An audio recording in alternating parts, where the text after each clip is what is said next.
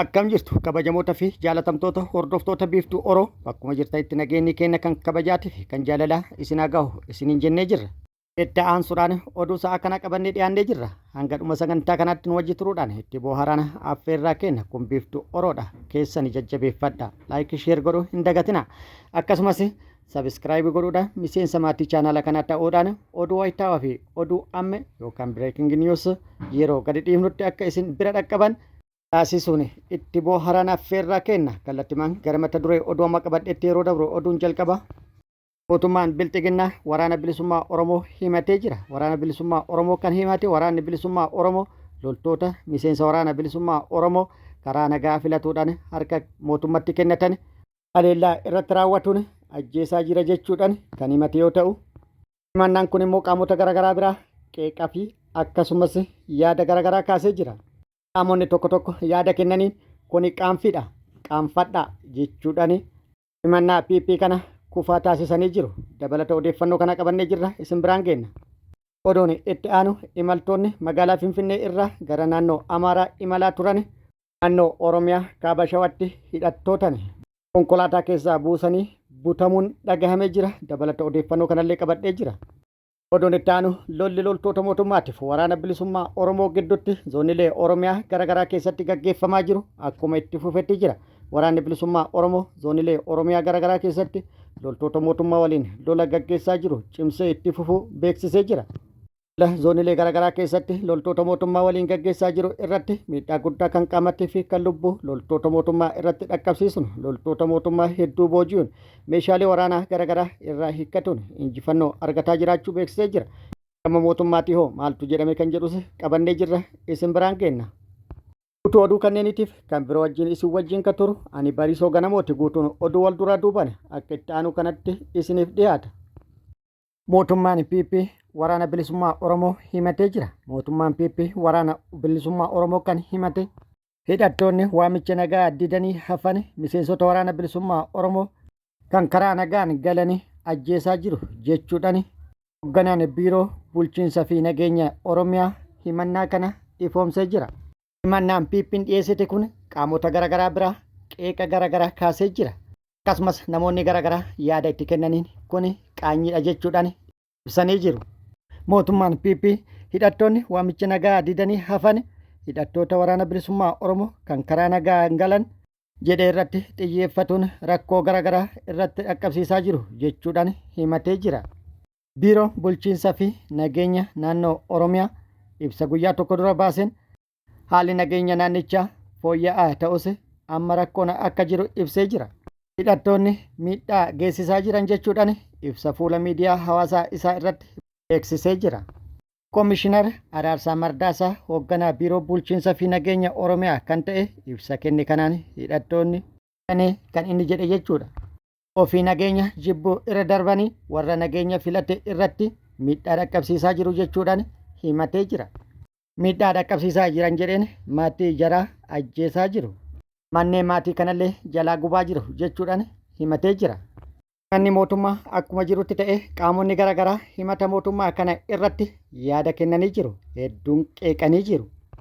Himata mootummaan dhiyeesse kanaan wal qabate yaadni dhiyaate yaada daa'imarrallee dhiyaachuu hin qabne kan nama qaanfachiisu jechuudhaan hedduun yaada kan itti kennan yoo ta'u, waan ta'aa ture waan humnoonni mootummaa hojjetaa turan hawaasni bal'aan ni beeka. Gocha gaddisiisaa goomsa fi akkasumas gantummaa qaama maqaa karaa nagaa jedhuun waamanii waamicha isaanii fudhatee shiraxxatuudhaan galchan irratti waan hojjetaa turan hundi ni beeka. Hawaasni bal'aan ni beeka. Ofitti himumoo hawaasatti himu jechuudhaan xalaan siyaasaa yaada akka nuu kennu gaafannee fi maqaan isaa akka hin dhabamne nu gaafate tokko yaada kana nu ibsee jira. PP'n ofii isiitii hidhattoota karaa nagaatiin galan jedhan kana mana hidhaatitti kan guurte meeqa? Mana hidhaa kam kamitti akka hidhaman hawaasni ni beeka. Hidhattoota karaa nagaatiin galan jedhaniin kana erga isaaniif kan yaadamu taate mana hidhaatitti guuruu maaliif barbaachise? Biyyee kan ajjeesan kan mana hidhaatii baasanii lubbuu isaa galaafatan meeqa akka ta'e eenyufaa akka ta'e eessatti akka ta'e hawaasni ni beeka. Biyyee warra hidhan kana hoo waraana bilisummaa Oromootti hidhee maaliif hidhaman? Guutuun isaanii mana hidhatti guuramanii jiru jilmaadhaan. Himanni dhiyaate kun qaanfachiisaadha. Erga hin qaanfanne immoo warra hidhaman kanas waraanni bilisummaa Oromoo hidhe jechuudhaan maaf hin himatin wanti hafe sani jechuudhaan xiinxalaan kun yaadanuu kennee jira. Hayyoon siyaasaa maqaan isaa akka hin dhahamne nu gaafate tokkos yaadanuu kenneen kun lubbuu ilmaan namaatitti qoosudha. Hidhattoonni mootummatti harka kennatan jedhaman kuniinis miidhaan irra gahaa jiru eenyuun akka irra gahaa jiru tokko tokko ni beekani. Waahilloota isaanii waliin galan irrattis rakkoo dhaqqabee fi rakkoo raawwatame eenyu akka irratti raawwatame tokko tokko ni beekani. Maatiin miidhamtoota ilma isaanii irratti eenyu rakkoo akka raawwate ni beeku. Gochoota hamaa fi gantummaa kana warroota harka kennatan kana irratti raawwatuu isii piippillee ni beekti. Yaada kana akka ajandaatti boccee gadiin dhufuun garuu waan tokko yaaddeeti. Warroonni hafanii hanga ammaa lubbuun jiran of eeggannoo barbaachisaa ta'e akka godhan jechuun isaaniif ammallee dhaamee jira. Walumaa galatti himannaan piippii kun warroota harka kennatan kana irratti baacuu fi lubbuu isaanii irratti taphatu. Walumaa galatti lubbuu ilmaan namaa irratti baacuu isaanii kan agarsiisu jedhee jira. Ambootti meeqa galaafatan? Kan wal fakkaatuun achuma lixa shawaa aanaalee garaagaraa keessatti warra hidharra ture hidharraa baasuudhaan deemii galii jedhaniin duuban deemanii haleellaa irratti raawwatuun meeqa lubbuu galaafatan. Qabatamaan hawaasni bal'aan ni beeka. Hawaasa bal'aa sobuun hin danda'amu. Qaanfadhaa jechuudhaan yaada kennee jira. Oduun itti aanu imaltoonni konkolaataan Finfinnee irraa gara naannoo Amaaraa magaalaa Dabra Maariqoos imalaa turan shawaa kaabatti butamuun isaanii dhagahamee jira. Imaltoonni kunneen kan butaman hidhattootaan yoo ta'u konkolaataa geejjiba ummataatiin Finfinnee irraa gara Dabra Maariqoos imalaa turan. Imaltoonni kunneen caamsaa 19/2026 godina shawaa kaabaa magaalaa Gabra Gurraachatii fi Fiichee gidduutti iddoo addaa Alii Dooroo jedhamutti hidhattootaan butamuu isaanii dhaabbanni geejjibaa fi konkolaatichaa beeksisee jira. Qaamonni hidhatan kunneen otoobisii geejjiba ummataa FM jedhamuun beekamu dhaabsisuudhaan erga dhaabsisanii booda imaltoota guutumatti konkolaataa keessaa buusuudhaan gara hin beekamnetti geessan jedhamee jira. Hanga guyyaa har'aatti imaltoonni 34 eessa akka geeffaman hin beekamne jedhamee jira. Magaalatti saamichi humnoota hidhataniin raawwatamaa jiru guutuu biyyattii keessatti cimee itti fufee jira. Kallattii hundaan saamichi kun babal'atee kan itti fufee yoo ta'u tibbana daandii Adaamaa Harargee irratti konkolaachistoota hedduu irratti miidhaan dhaqqabamee jira. Tibbana konkolaachistoota 18 ugguranii yookaan butanii deemuudhaan mallaqa guddaa itti gaafatuun gadi dhiisaa akka turan odeeffannoo kenna kan guyyaa kaleessaa keessatti isiniin geennee jirra. Kuni kan mul'atee fi kan dhagahame kan hin mul'atinii fi kan hin dhagamin guutuu Oromiyaa keessatti kan tahaa jiru waan daangaa hin qabnedha. Oduun itti aanu barattoonni yuunivarsiitii Wallaggaa hanqina nyaataa fi qulqullina dhabuu nyaataa irraa kan ka'e rakkoo garaagaraatiif saaxilamuu himanii jiru. Itti gaafatamaan gamtaa barattoota akka himetti yuunivarsiitii Wallaggaa kaampaasii Naqqamteetti hanqina nyaataa fi qulqullina dhabuu nyaataa irraa kan ka'e barattoonni sagantaa barnoota idileetiin barataa jiran rakkoo fayyaatii fi kan birootiif saaxilamuu himee jira.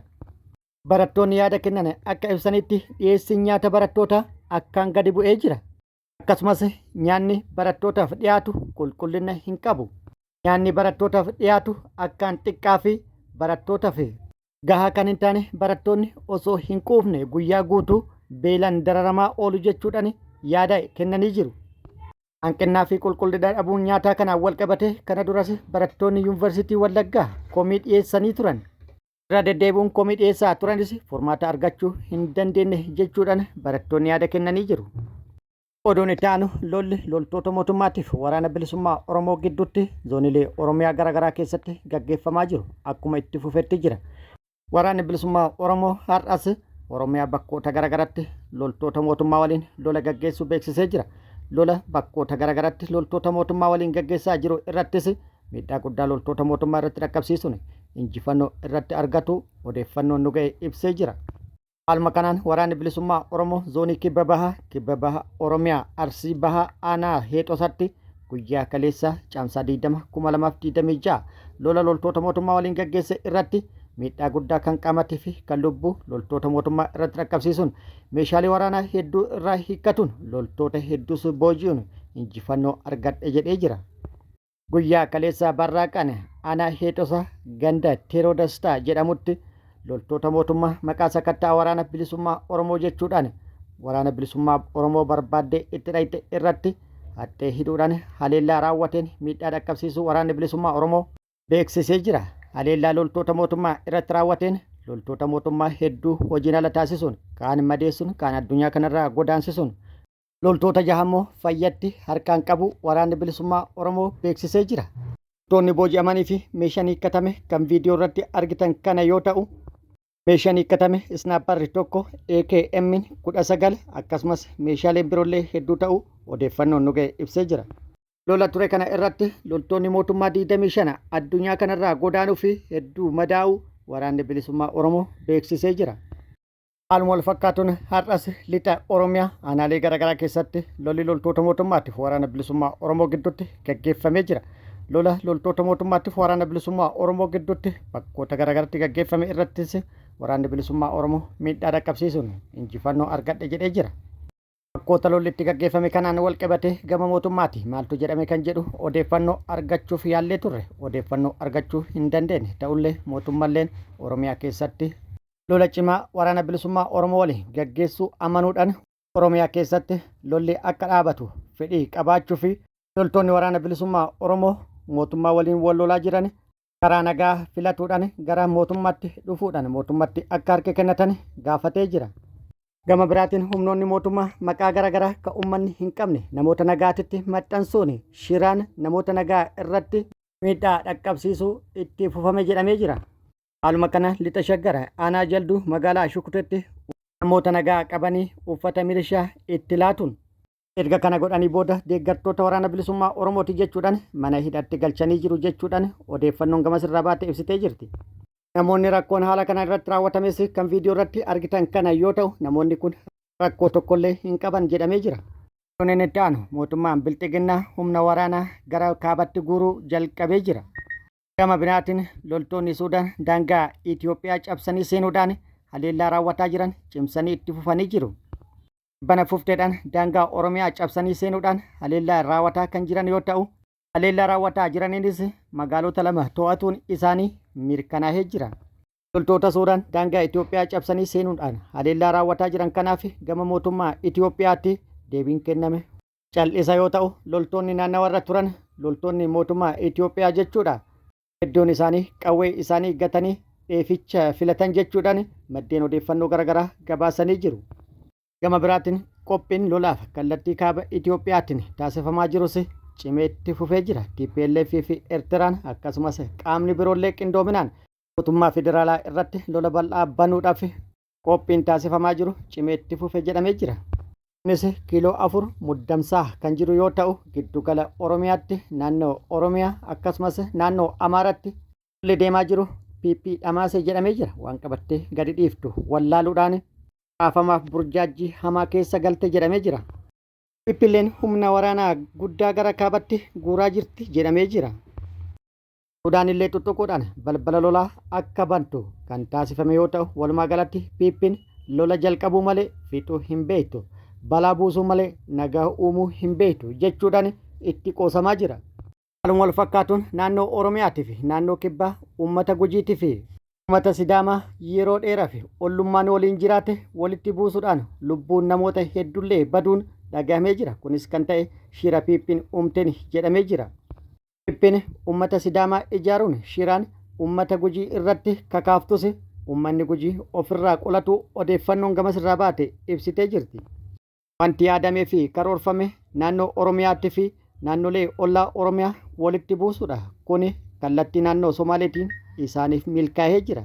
Humni hanga funyaanii hidhate daangaa Oromiyaa cabsee namoota nagaa irratti haleellaa waggoota 8 raawwataa tureen miidhaa guddaa dhaqqabsiisee jira. Lixa Oromiyaattis haaluma wal fakkaatuun amma immoo uummata Gujiitii fi akkasumas Sidaamaa walitti buusuudhaan naannoo Oromiyaa tasgabbii dhooguudhaaf hojii raawwatame jedhamee jira. Kabajamoota fi jaalatamtoota hordoftoota keenya oduun ammaaf qabanne kana hanga ammaa kana guutuu oduu wajjin isin wajjin kan ture ani Bariisoo Ganamoota. Hanga yeroo itti aanutti deebinee wal agarrutti nageenyi Rabbii isiniif haa baay'atu. Nagatti nu turan hawwii kennaa nagatti nu tura.